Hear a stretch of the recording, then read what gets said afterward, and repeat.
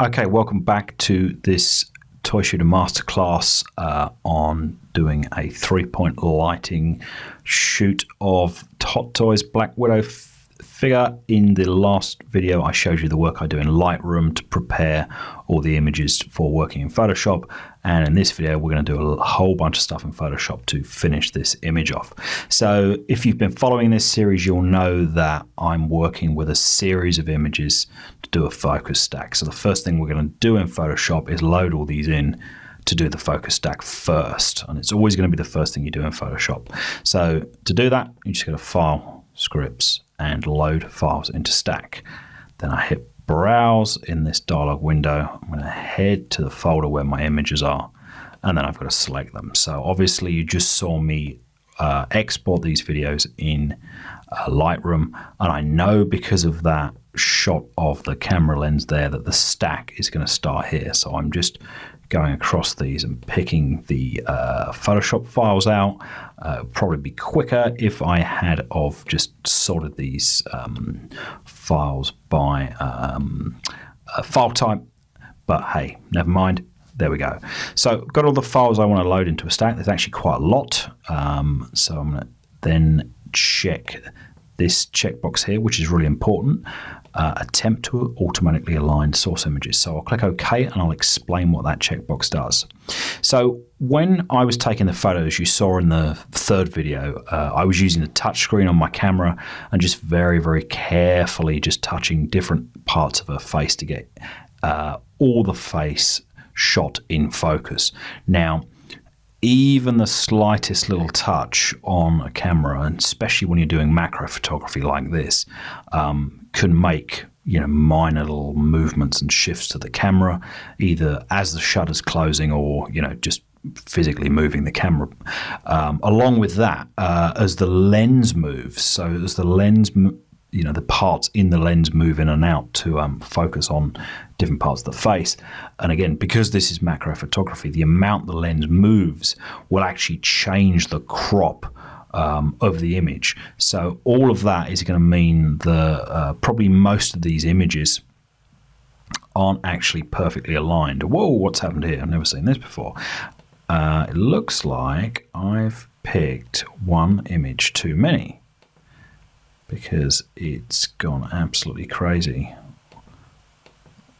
with that one. Now, 3906. So I've picked one too many. So I'm going to actually do this again, because that shouldn't have happened. Never seen that happen before with a focus stack. So it's a first for me as well as you guys. 3906. Stupid me. Obviously, it's that one. So we'll do this again quickly.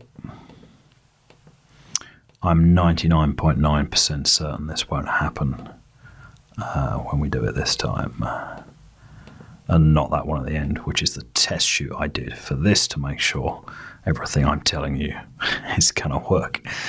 Okay, so it's loading everything again in. As I was saying before, the components of the lens moving back and forth are going to introduce shifts and slight changes to each of these different images. So what that checkbox does is it tries to detect sort of minor movements, changes, and literally do work on each layer we're importing, so they're all perfectly aligned. You can see that it's doing it now, align selected by layers. So it's making sure each of these line up perfectly underneath each other.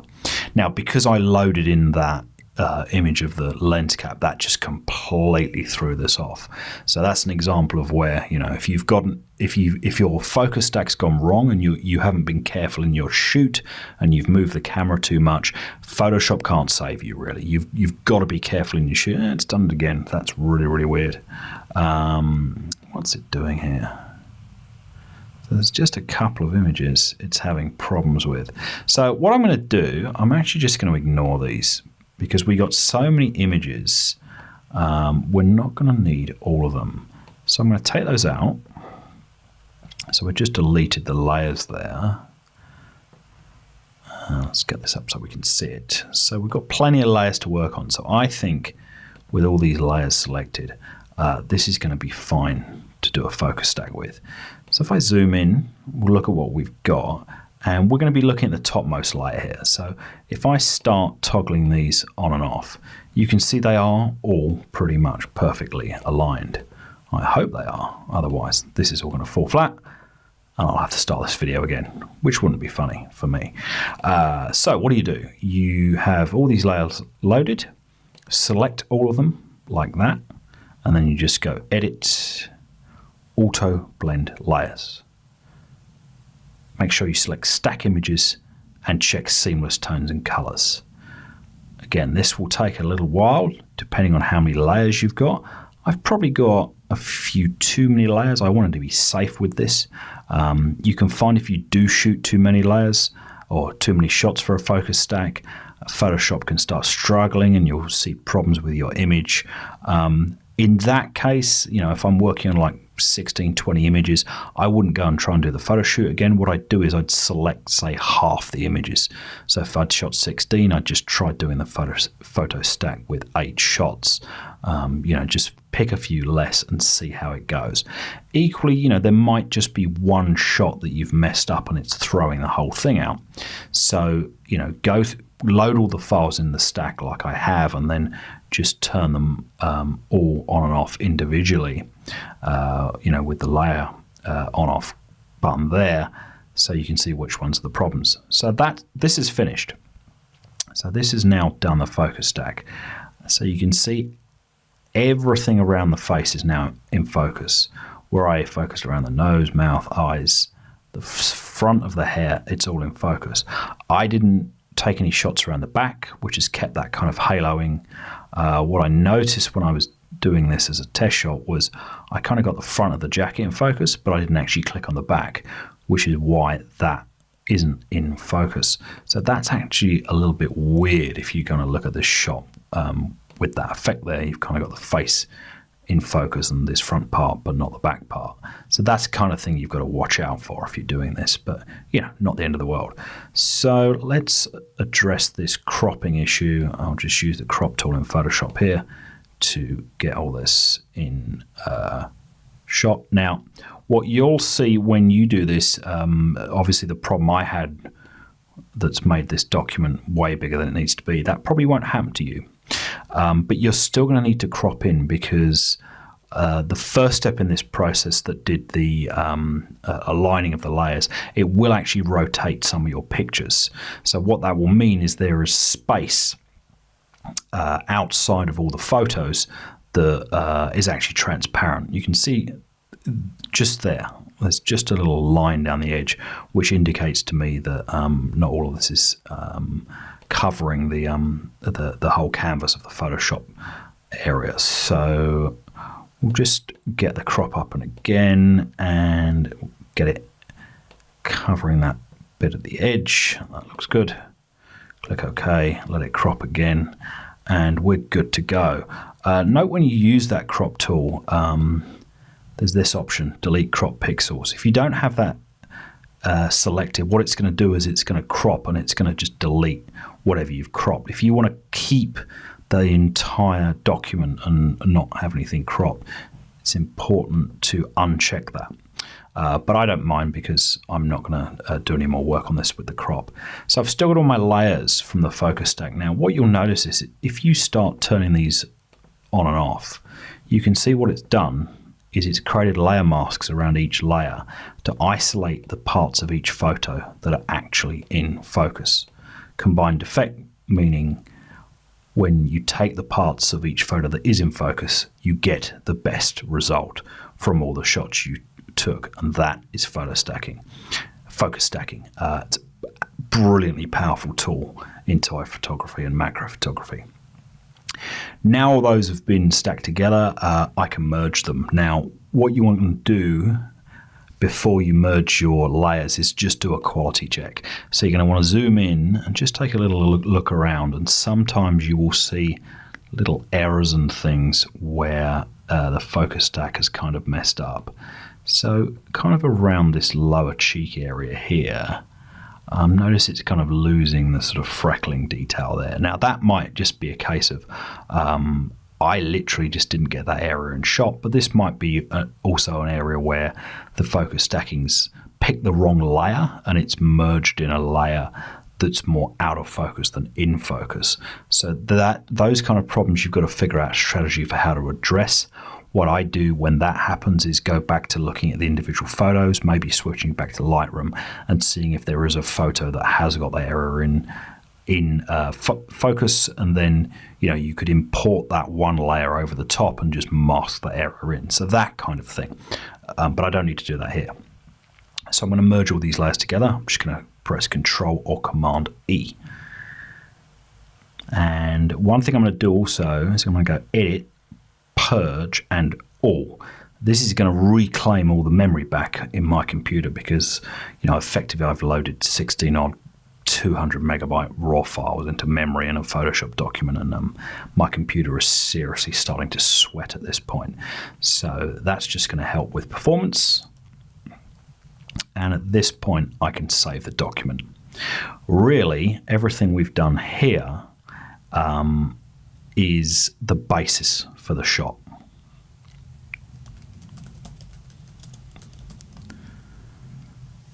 So you've got all that Lightroom treatment we just did applied over the overall shot, and it's been focus stacked, but nothing else. So everything I do from this point is really just sort of color grading, retouching, that kind of thing. And in this case, there isn't really much to do. I don't feel like this shot needs much treatment. It's already got pretty vivid colors. So I'm not going to do much to it. So we might apply a grade.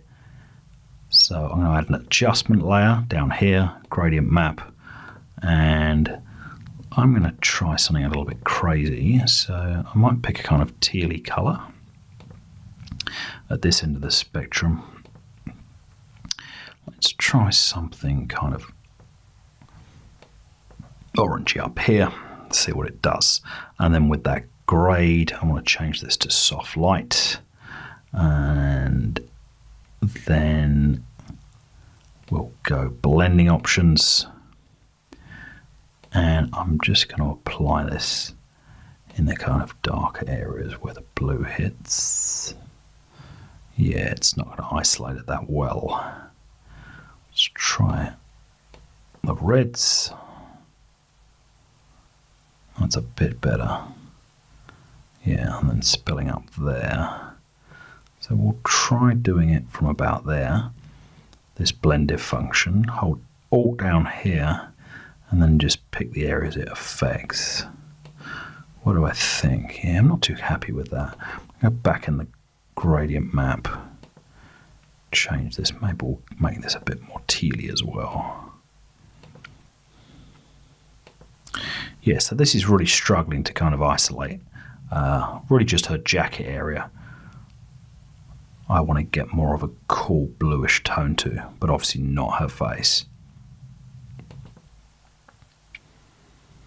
Okay, so we'll jump back into the blending options. And I'm going to try the green channel as well. And just play around with that. Yeah, that's better. So you can just see there it's just starting to creep off of the green and into the face. So again, I'll hold Alt down here. Just pull that apart a little bit so the transition's a bit subtler. We'll end about there. Now, if you're in this kind of scenario where you can't isolate one area over another, you can always just hop onto your mask on your adjustment layer and just start painting out bits that you don't want your grade to affect. So in this case, I pretty much don't want this to touch the top half of the image. So I could probably just get this gradient. I'll just paint black to white across from kind of here to here. Let's see what this does. Yeah, so that kind of preserves the tone up the top, then, and we just need to sort her hair out. And then with her hair, I'm just going to get my brush here and paint black directly on there. We'll get it around the neck as well. And have a look at our settings here. Yep, hardness is pretty low. I'll take flow down. Might make the brush a little bit smaller. Just get these areas out of the hair.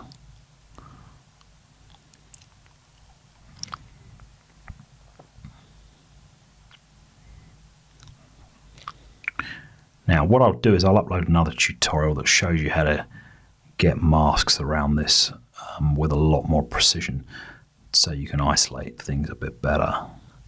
Equally, these shadows along the neck have gone too blue, so we want to sort those out as well.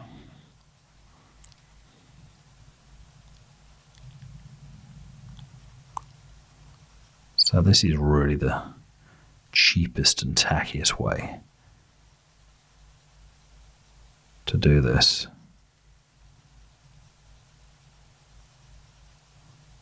But it's fine, it's going to work. Okay, let's see how that looks. So I've got that kind of grade just applied to a jacket, which is what I want. Now I might just try and tweak it a little bit. So you can always jump back into your color grade with your gradient map and mess around with the colors. So if I push that up and up and around, you can see it really starts to change things around. So I'm going to make that teal pretty light. And then on the bottom end, see what that does. It doesn't have that much of an effect. Up here, yeah, it really wants to be up here because obviously the luminance values that are affected by that blend if on the adjustment layer are going to affect where this is applied. So we might have to live with it being around about there. Possibly a little bit too strong. It sort of contrasts a bit too much with the rest of the image. So I'm just going to back it off with the opacity tool there. Let's say around 30%. So now what I'm going to do is a bit of dodging and burning. So I always do that just with curves adjustment layers. So you can hop in here. Want one for the dodge. Call that dodge. And fill that in with black. And then I'm immediately going to duplicate that. Oh. Call that burn. And for the burn, it's just going to be dragging the cursor under the line to make everything darker.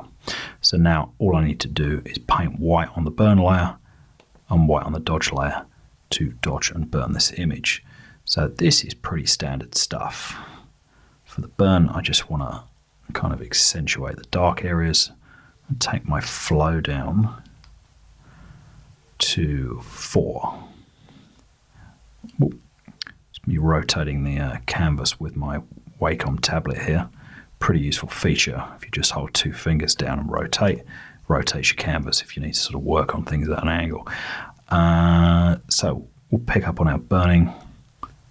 So flow's just 4, so I can just bring sort of shadows in very, very gently, not too much at a time. And dodging and burning, as always, is just following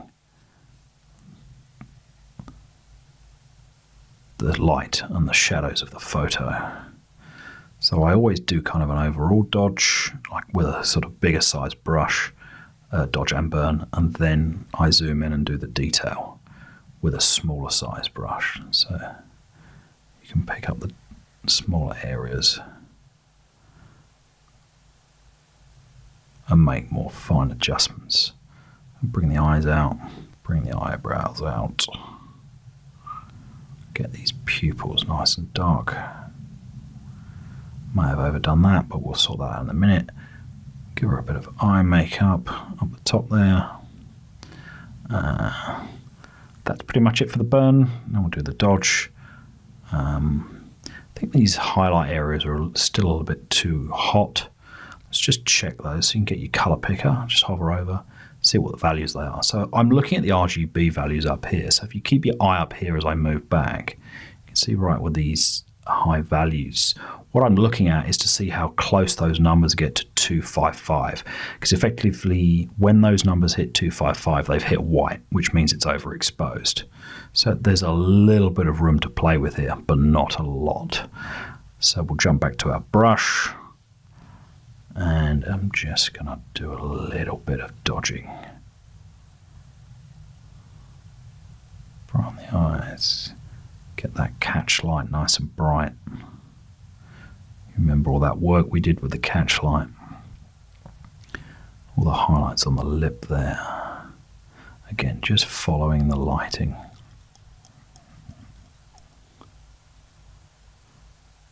A little bit scared of this area. Get a bit of a bigger brush. I'm really just going to give that one dab. It's not going to need much. You can do a little bit to the hair here. You've got a highlight across here. We can bring that up. Same there. This one's pretty much burnt already. You can see that's hit 255, but we'll just push around there a little bit as well. Bring out where the fill light hit on the cheek there. In the neck. Clavicle. And now I can zoom out and work on some of these other areas a little bit less precisely.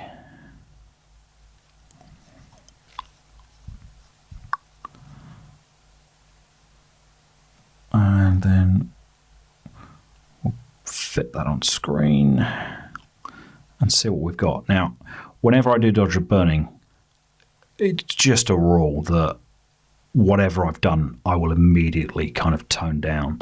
So I just grab the opacity on both layers and drag that down to about 80% in both cases. So I think that's okay. That looks pretty good to my eyes. What I like to do is kind of save this off, opening up with different picture viewers, etc., because I find my eyes kind of adjust to the sort of dark interface of Photoshop, or even with this sort of light grey background. It can just throw your eyes off in terms of judging the colour. So you really want to look at these photos with a white background, see what they look like, dark background, etc. But that is pretty much it. This photo really didn't need a lot. Simple little colour grade, dodge and burn, and we're pretty much there. Might just add a vignette just to finish it off. We'll get another curves adjustment, drag it all the way down like so, and then we're just going to want to bring in the middle area with white, which all I do is just get a really big size brush. You can bump your flow up really high for this because you want to bring in everything. Oh, wrong color, need black. Give it a second, and you can see there with the layer mask, edges are white, and the center is just revealed all the work we did. With this image, in fact, let me undo that. What I might do is just do it around the face and just leave the kind of vignette down the bottom, leaving that area a little bit more in darkness, which I think looks pretty good. Try that again, lower the flow. Yeah, pretty happy with that. So that's my final image. So you've seen this entire shot from start to end. You saw everything I did in terms of thinking about the lights for this, doing the shoot, positioning the lights, getting them, where I wanted them, some of the considerations of why I lit this the way it's been lit, and then getting all the shots into Lightroom, basic bit of treatment in Lightroom, and then into Photoshop for the focus stack and this subsequent retouching, which really doesn't take much time at all. But this didn't need much because, 3-point lighting is very simple to do. You can't really get it wrong if you kind of followed what I've done. And so when you get things right in camera, they don't need that much work in Photoshop.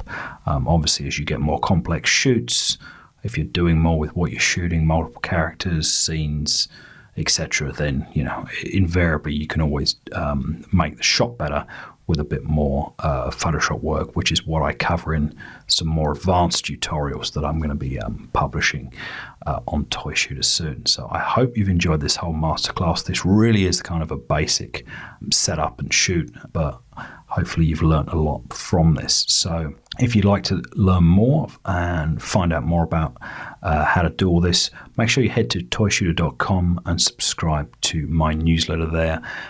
Plenty of other tutorials, articles and things that I think you'll find really helpful. So thank you for watching, and I hope you shoot some great stuff with this. Make sure you email me what you've done, share with me your work. I'd love to see it. If you've got comments, leave them below. Otherwise, see you in the next video.